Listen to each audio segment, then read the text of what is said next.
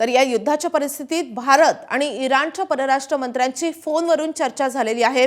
S Jaishankar आणि सय्यद आरागाचींनी संवाद साधलाय। अमेरिकेनं युद्ध लादल्याची इराणनं भारताकडे तक्रार केलेली आहे। अमेरिकेमुळेच तेल वाहतूक विस्कळीत झाल्याचं इराणनं म्हटलंय।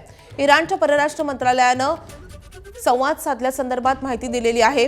तर अमेरिकेनं आता इराणच्या परराष्ट्र मंत्र्यांशी या युद्धाच्या परिस्थितीवर चर्चा केली आहे।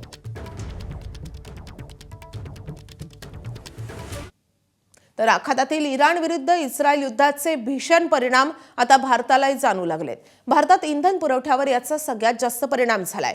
गॅस टंचाई जागोजागी दिसू लागली आहे। व्यावसायिक गॅस पुरवठ्यावर निर्बंध आलेत, त्याचा फटका उद्योगांना बसू लागलाय। घरगुती गॅस ग्राहकही चिंतेत आहेत। हवाई वाहतुकीचं इंधन महागल्यामुळे हवाई वाहतूकही महागली आहे। प्रवाशांवर इंधन अधिभार लावला जातोय। शेअर बाजारावर तर सगळ्यात मोठा परिणाम झालाय। शेअर बाजार परवा कोसळला, काल काहीसा सावरलाय।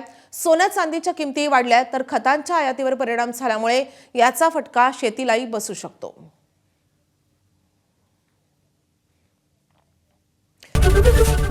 एबीपी माझा, उघडा डोळे बघा नीट।